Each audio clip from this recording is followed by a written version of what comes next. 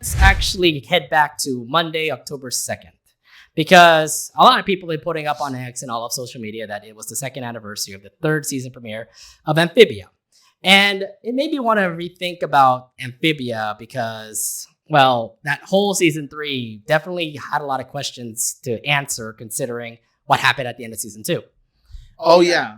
Yeah, and this is where a certain episode comes in. Yeah. Ladies and gentlemen, the new normal, season 3, episode 1. So the thing is that in the end of season 2, we get to see, well, we could just talk about the last 5 minutes of season 2. I mean, we did a whole freaking stream about like the True Colors review, and we get to see like, oh, we were thinking that Sasha was going to backstab Anne again, and save the world.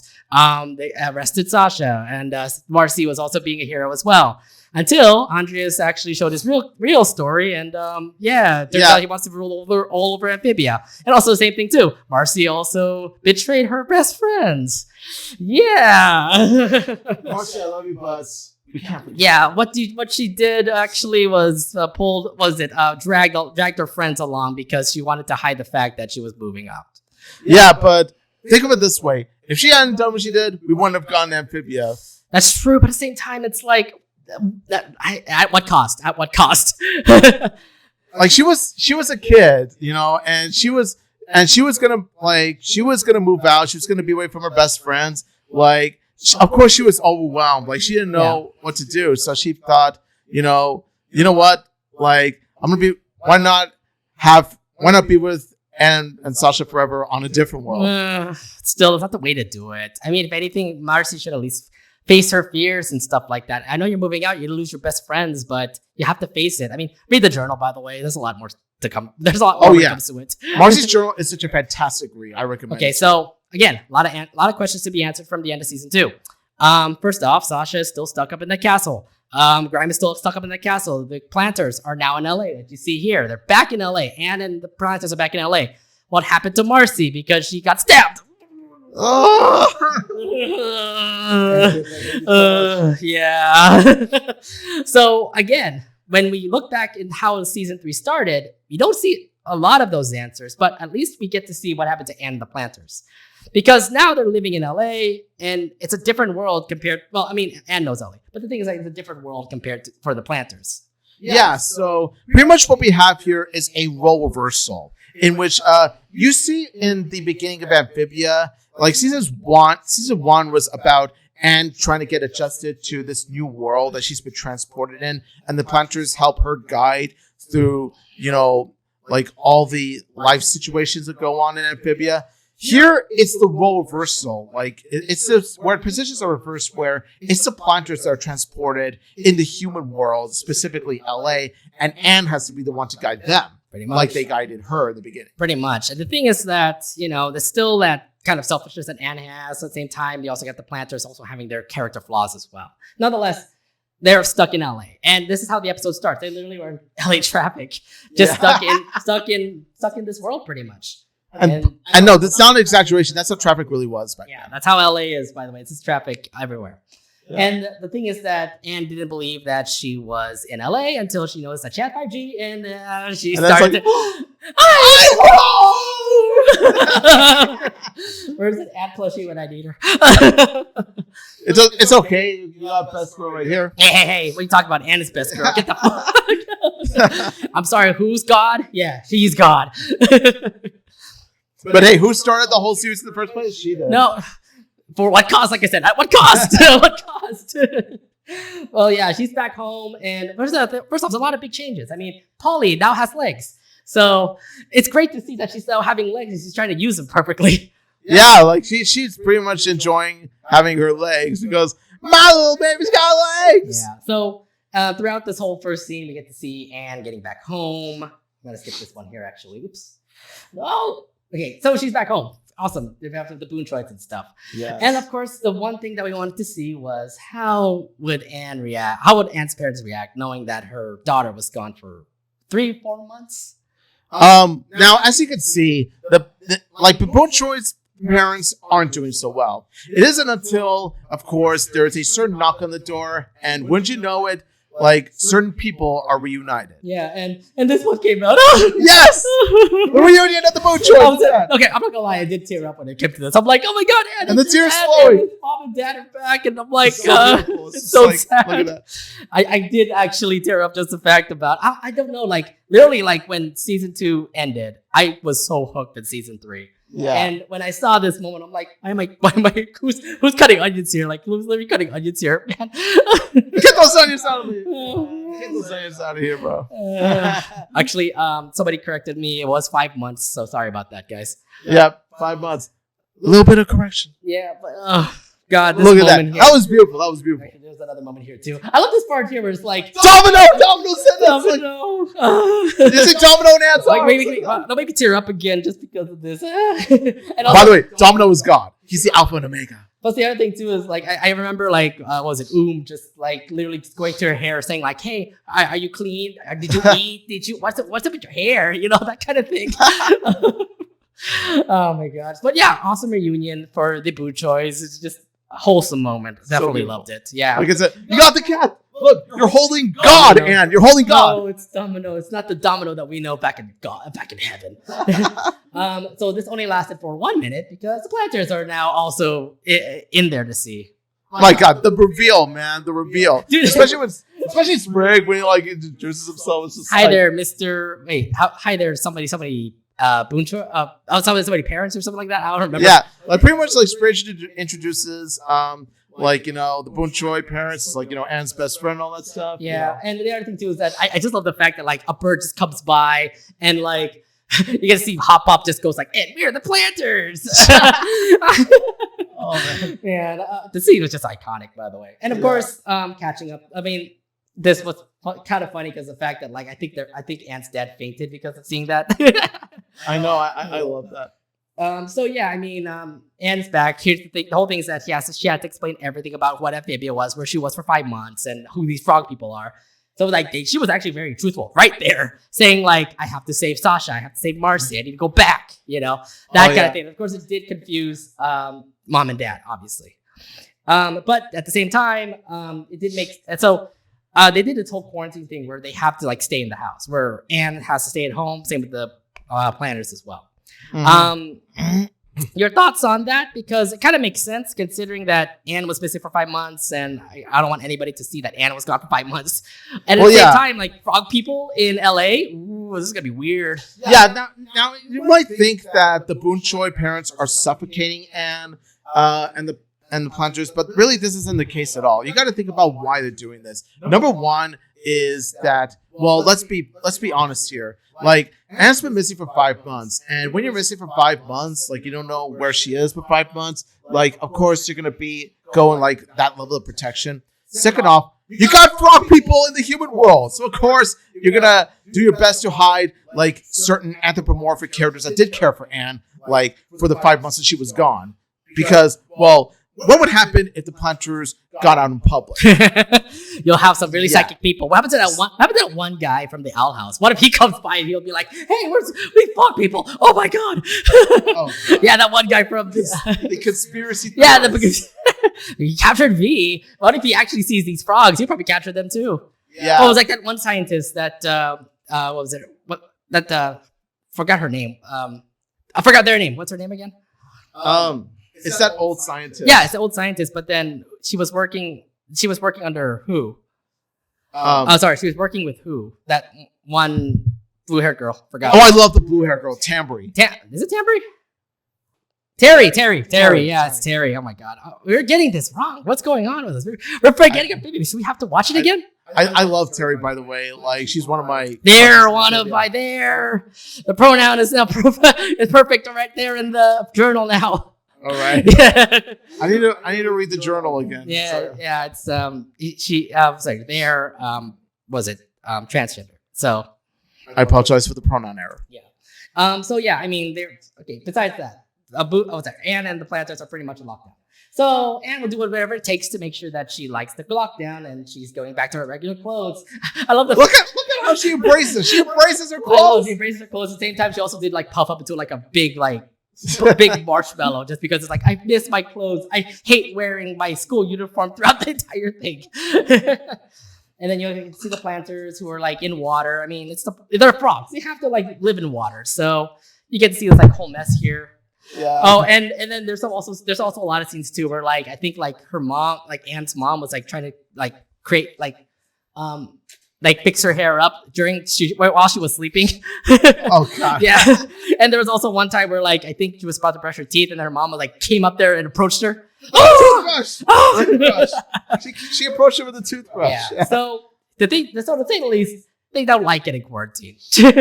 Yeah, like you see, like, you know, Anne's mom especially being protective of her, and like I said, it makes sense. So also she tried to pull the point that like, hey, I won't be responsible. I'll take care of the plantars. But remember what she said when she was 6? I hate responsibility. Yeah, like she responsibility is her worst enemy. Yeah, it kind of makes me think like when she was growing up, she was a brat.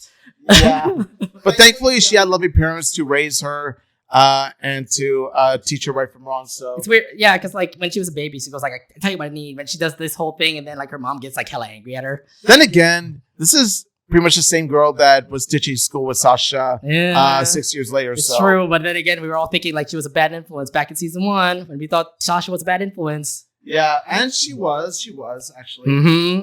Yeah. So yeah, I mean, the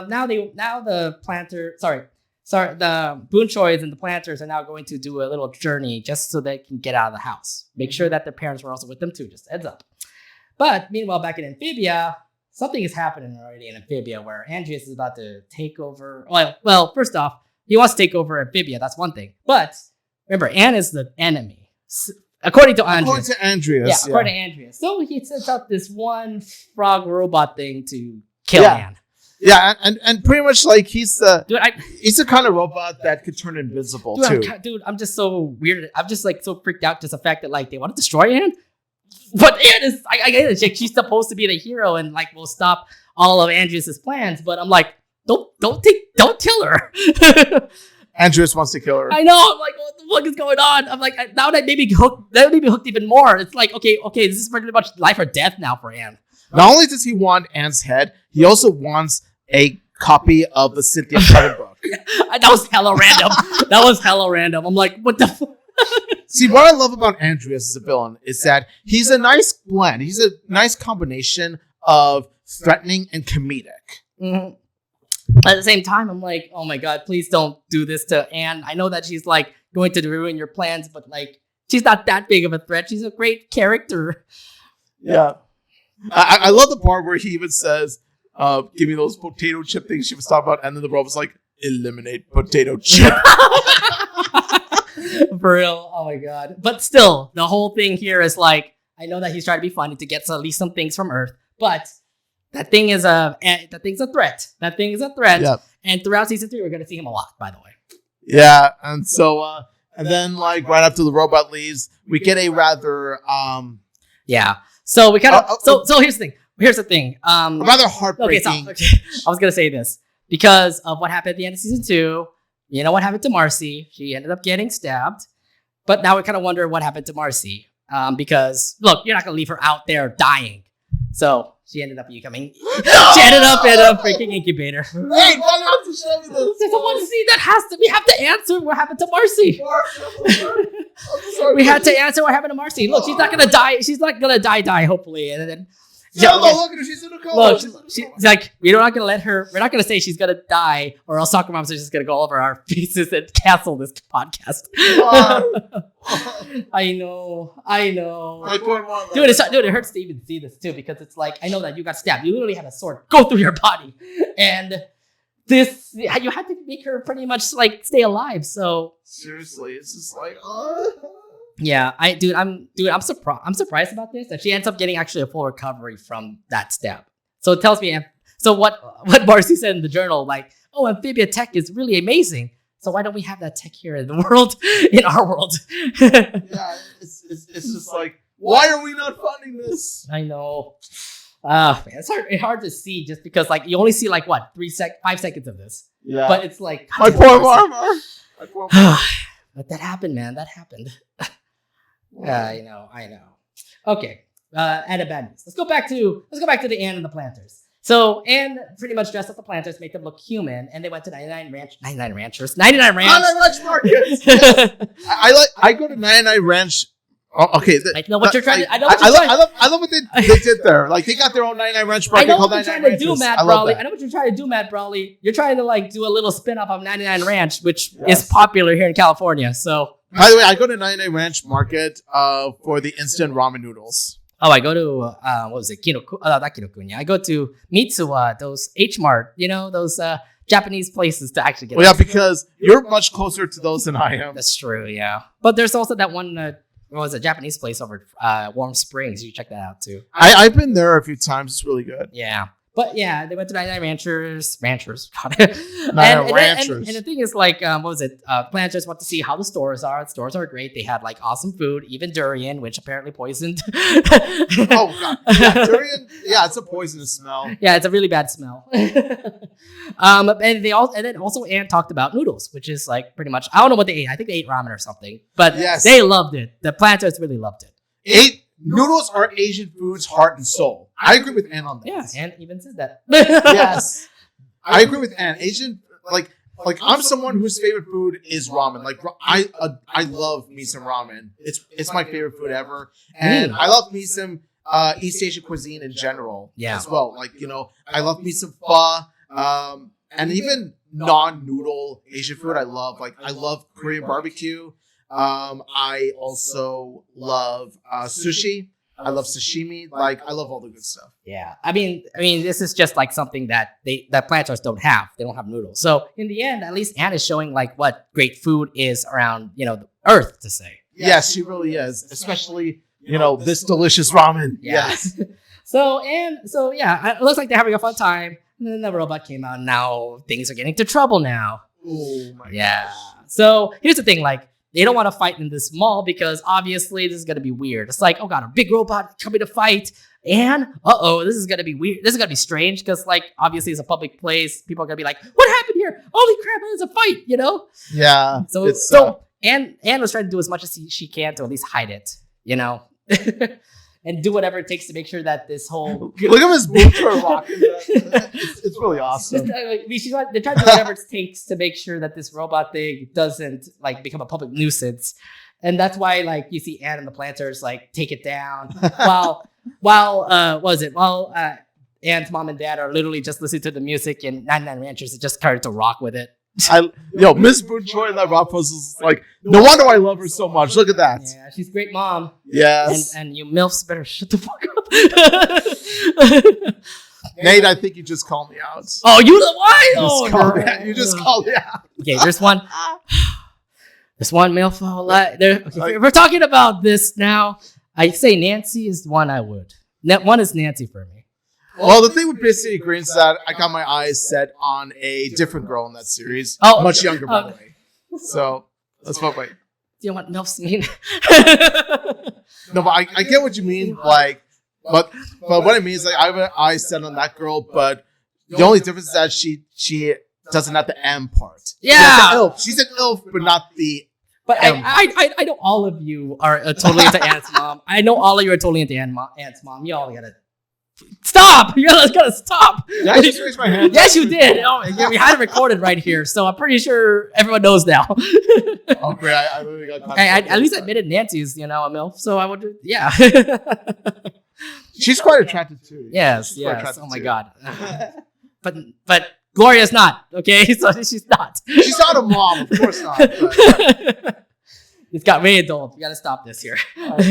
Okay. Anyways, continuing on. So again, this robot wants to kill Anne. That's their main goal. When they went to this freezer, this is where the planters were about to actually almost die because this robot is about to destroy them.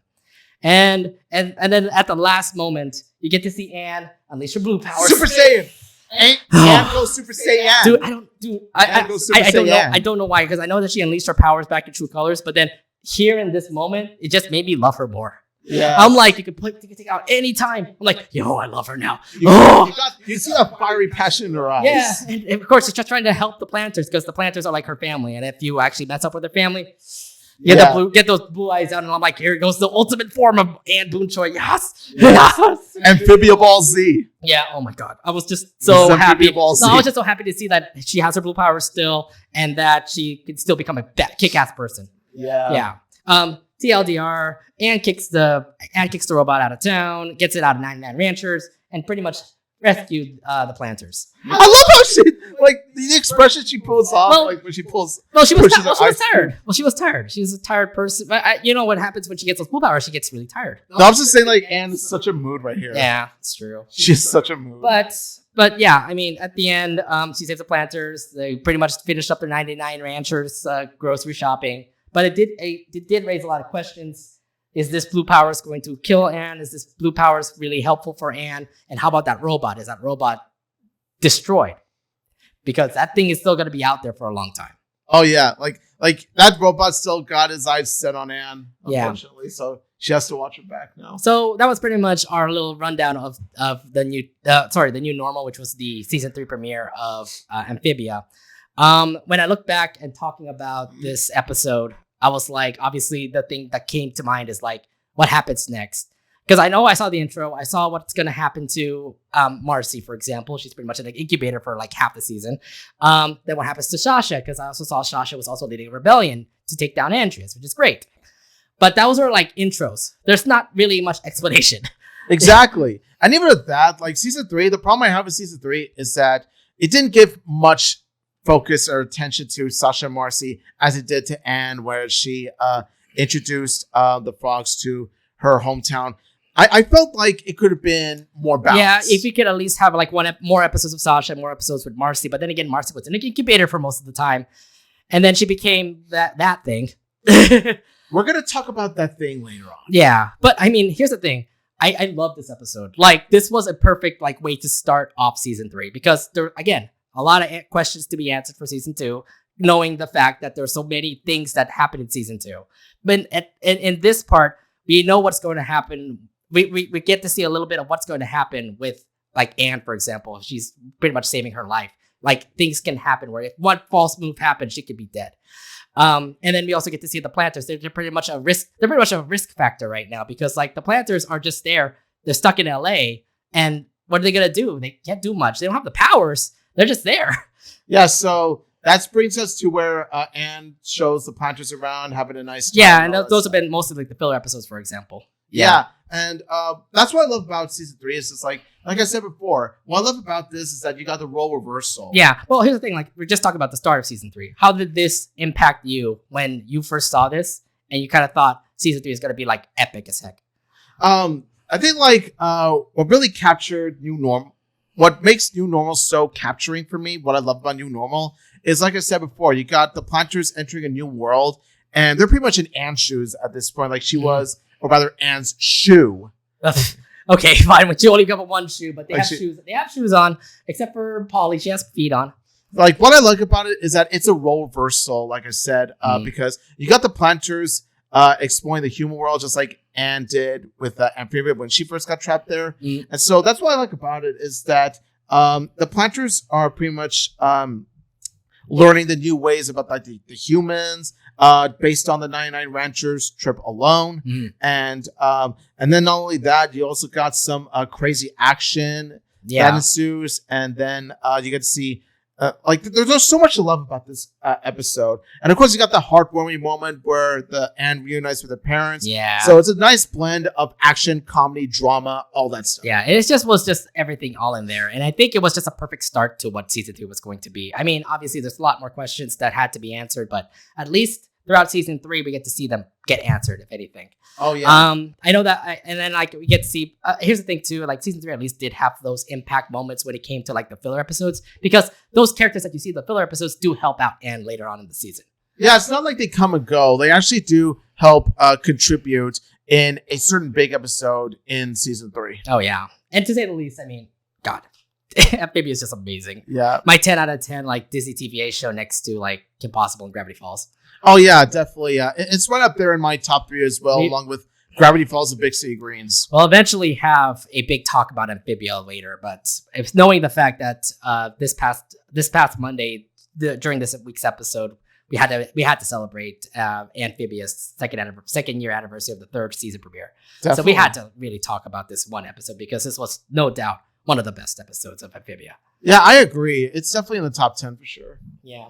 Oh, wait, until next time, man. Yeah. Until next